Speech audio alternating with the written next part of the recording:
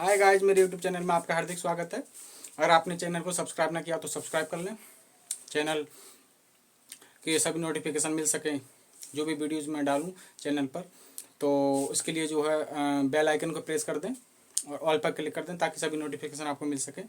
Video को like और comment ना किया हो तो लाइक और कमेंट कर दें और ज़्यादा से ज़्यादा फ्रेंड के साथ शेयर कर दें ताकि इंटेलिजेंट गैसिंग की जो हमारे चैनल पर सीरीज चल रही है वो उसका फ़ायदा सभी को मिल सके, क्योंकि ये एक स्मार्ट मेथड होता है। तो बाकी इंट्रोडक्शन वीडियो इसका देख सकते हो, उसमें मैंने उसके कैसे क्या फ़ायदे हैं किस हिसाब से पूरा डिटेल आपको देखना चाहिए। इंट्रोडक्शन वीडियो इसी के पड़ा हुआ है ये स्टार्ट करने से पहले। तो आइए क्वेश्चन देखते हैं। ये क्वेश्चन जो है करंट इलेक्ट्रिसिटी का क्वेश्चन है, क्लास 12th करंट इलेक्ट्रिसिटी का क्वेश्चन है। इसमें बोला जा रहा है कि टू मेटल वायर कि दो धातु के जो तार हैं ऑफ आइडेंटिकल डायमेंशन। देखो आइडेंटिकल डायमेंशन जब भी बोला जाए कि कोई वायर है वो आइडेंटिकल डायमेंशन का है तो उसका मतलब होता है उसके लेंथ और cross area of cross section same है। बोला जाता है आर कनेक्टेड इन सीरीज, वो सीरीज मतलब श्रेणी क्रम में जोड़े दिए गए हैं। मतलब जो आखिरी सिरा होगा उससे अगले वाले का पहला सिरा जुड़ा हुआ है, ये आप जानते हुए सीरीज में जोड़ दिए गए हैं। कह रहा है if sigma 1 and sigma 2, if sigma 1 sigma 2 are the conductivities of the metal wires. ये जो सिग्मा 1 सिग्मा 2 है वो क्या है, कंडक्टिविटीज हैं इसकी मेटल वायर की। सिग्मा 1 है पहले वाली को, सिग्मा 2 है दूसरी वाली के रेस्पेक्टिवली क्रमशः। The effective conductivity of the combination is, ये कह रहा है जब सीरीज में जोड़ दिया जाता है उन दोनों वायर्स को तो उस कॉम्बिनेशन जो बनेगा उन दोनों वायर को जोड़ करके उसकी कंडक्टिविटी क्या होगी। अब जो वायर जो बनेगा कॉम्बिनेशन, उस कॉम्बिनेशन वाले वायर की कंडक्टिविटी क्या होगी। तो देखो इस क्वेश्चन का एक्चुअल मेथड से अगर करना चाहें तो वैसे तो मेरा तो मोटो यहाँ पर ये है कि बिना एक्चुअल मेथड के आंसर के करीब या फिर बिल्कुल आंसर तक कैसे पहुँचा जाए स्मार्टली, बिना एक्चुअल मेथड को यूज़ किए हुए, बिना फॉर्मूले, बिना कोई कंसेप्ट को यूज़ किए हुए। मतलब जो क्वेश्चन में रियल कंसेप्ट लगना चाहिए उसको बिना यूज़ किए हुए नॉर्मल सिंपल तरीके से कैसे पहुंचा जाए।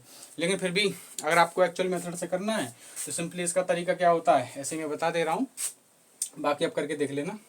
इसमें क्या होता है कि हम कंडक्टिविटी पूछा कॉम्बिनेशन का, तो कंडक्टिविटी तो सीरीज ऐसे सीधे निकलती नहीं है कि सीरीज में कंडक्टिविटी टोटल की निकालनी हो तो दोनों की जोड़ दो। लेकिन हाँ रेजिस्टेंस हम जानते हैं कि सीरीज में कैसे निकलता है, R series equal to R1 plus R2 plus R3 से करते चले जाते हैं। चूंकि यहाँ दो वायर हैं तो यहाँ रेजिस्टेंस से हम क्या निकालेंगे, R1 प्लस R2 कर लेंगे। अब resistance R equal to resistance equal to होता है रो एल अपॉन में A।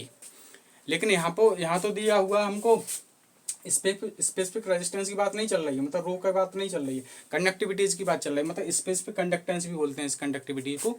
तो उसमें क्या हो जाएगा फॉर्मूला, चूँकि रेसिप्रोकल होता है कंडक्टिविटीज जो है स्पेसिफिक रेजिस्टेंस का, तो फॉर्मूला हो जाएगा R is equal to L upon में सिग्मा A। तो इस तरीके से अगर इसके लिए बनाएंगे मतलब जो सिग्मा 1 होगा मतलब पहले के लिए बनाएंगे तो R1 इज इक्वल टू क्या बन जाएगा, L अपॉन में मतलब L1 अपॉन में सिग्मा 1 इंटू A। और ए क्या, जब दोनों सेम ही है तो दोनों की सेम ले लो, वहाँ पर L कर लेना, L1 क्या L ही कर लो और फिर वो A1 को A कर लेना। फिर जो सिग्मा 2 बनेगा वो क्या बन जाएगा, L2 क्या उसको भी L ही ले लो, जब सेम आइडेंटिकल है दोनों की लंबाई सेम है L ही मान लो, L1 L2 दोनों L ही हो जाएंगे अपॉन में सिग्मा 2 इंटू A। ठीक, फिर R1 R2 की जगह ये रख दोगे, फिर R सीरीज की जगह क्या रखोगे भाई, फॉर्मूला क्या हो जाएगा। अब चूंकि टोटल कॉम्बिनेशन है तो टोटल कॉम्बिनेशन का लेंथ क्या हो जाएगा, L और L 12 हो जाएगा, तो 12 कर देना अपॉन में सिग्मा ऑफ कॉम्बिनेशन जो कि हमको निकालना है, और इनटू में क्या कर लेना एरिया ऑफ क्रॉस सेक्शन तो सेम ही होगा ना।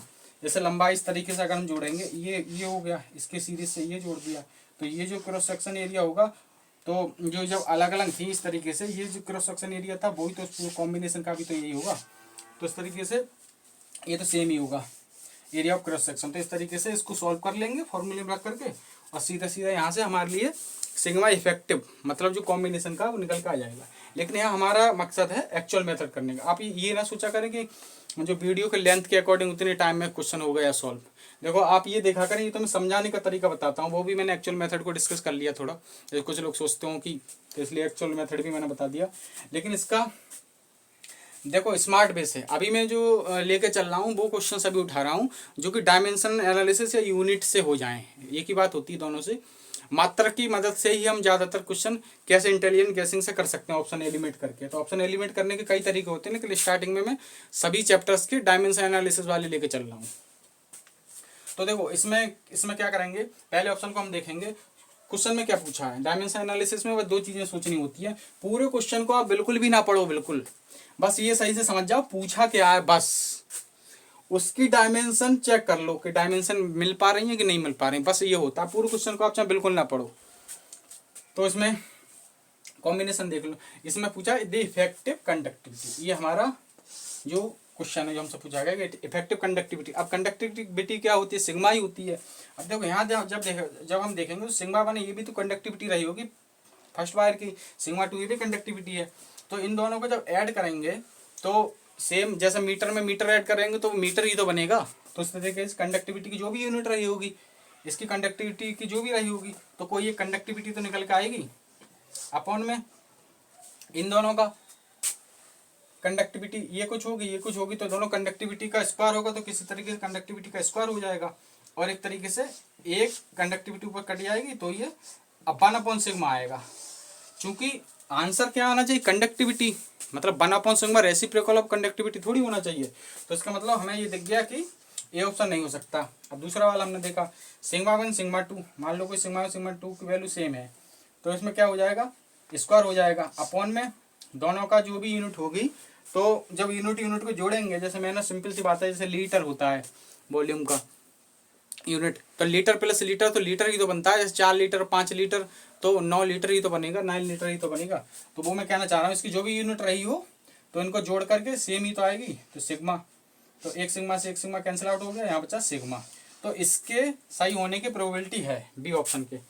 अब इसका देखते हैं, इसका क्या है, इसमें देखते हैं 2, और 2 की तो कोई यूनिट होगी नहीं, और सिग्मा 2 ये सिग्मा स्क्वायर हो गया और ये सिग्मा। अब वही बात है, बार बार क्या समझाना। अब सिग्मा कट गया, यहाँ आएगा 2 सिग्मा। अब इसकी प्रोबेबिलिटी, क्योंकि 2 की तो कोई यूनिट होती नहीं है, यहाँ भी सिग्मा आ रहा है, यहाँ भी सिग्मा आ रहा है, पूछा भी इफेक्टिव कंडक्टिविटी है। तो इसका मतलब बी और सी के सही होने की प्रोबेबिलिटी है कि बी और सी में से कोई आंसर होने वाला है। अब डी को चेक कर लेते हैं।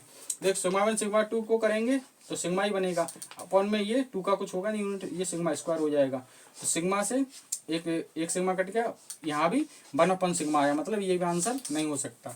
तो बी और सी में से कोई आंसर होगा। अब आपने 2 ऑप्शन तो एलिमिनेट कर ही दिए हैं। जैसा कि मैंने बताया कि नीट में अगर आप 2 ऑप्शन भी एलिमिनेट कर दो, और मिनिमम इस तरीके से 2 ऑप्शन एलिमिनेट करने वाले, अगर आप इस टाइप वाले 2 ऑप्शन करने वाले अगर आप 4 क्वेश्चन मिनिमम कर सको, तो आपको ऑप्शन लगाना चाहिए, मतलब आंसर करना चाहिए, ऐसे क्वेश्चन करना चाहिए। 2 ऑप्शन एलिमिनेट करके जो भी बी और सी में आपको लग रहा हो, एकदम से बी और सी में कोई सा भी मार दें, जिससे कि आपकी हमेशा पॉजिटिव स्कोर बनने की प्रोबेबिलिटी रहेगी। और आपको एक्चुअल मेथड आता है तो एक्चुअल मेथड से ये आंसर निकल के आता है। तो ये आप कर भी सकते हैं, कुछ लोग इसको डायरेक्ट याद भी कर लेते हैं, लेकिन आप एक्चुअल मेथड आए तो सबसे बढ़िया है। लेकिन ये तो उस समय के लिए है ना कि कम समय एग्जाम में बच रहा है, तो बिल्कुल छोड़कर आने से तो अच्छा है कि क्यों, जब हमें ऐसा तरीका पता है कि हम पॉजिटिव स्कोर ला सकते हैं, जीरो भी नहीं निगेटिव भी नहीं पॉजिटिव ला सकते हैं, कितनी बड़ी बात है, तो हम उस तरीके को लगाए ना। बिल्कुल छोड़कर आ रहे हैं तब तो जीरो जा रहा है ना। तो ये जो इस तरीके से इसका सी आंसर हो जाएगा। बाकी वीडियो देखने के लिए बहुत बहुत धन्यवाद। ये बहुत ज़्यादा ऑसम सेशन चल रहा है, गजब का सेशन चल रहा है। इस तरीके का बहुत कम ही टीचर बताते हैं, इसमें मेहनत मुझे काफ़ी करनी पड़ रही है। तो आप लोग भी सपोर्ट करें, ज़्यादा से ज़्यादा शेयर करें फ्रेंड्स के साथ। बाकी ये आपका बहुत ही अच्छा सारथी होने वाला है एग्जाम में। बाकी ये और देखिए सबसे ज़्यादा इंपॉर्टेंट हमारा 2015 का क्वेश्चन है ये। देखो अच्छे खासे टफ क्वेश्चन बनते थे, तब भी आप देखो इस क्वेश्चन को कैसे कर ले जा रहे हो सिंपली ही। तो आंसर के करीब भी पहुँचना एक बहुत बड़ी बात होती है। तो बहुत बहुत धन्यवाद वीडियो देखने के लिए, बने रहिए।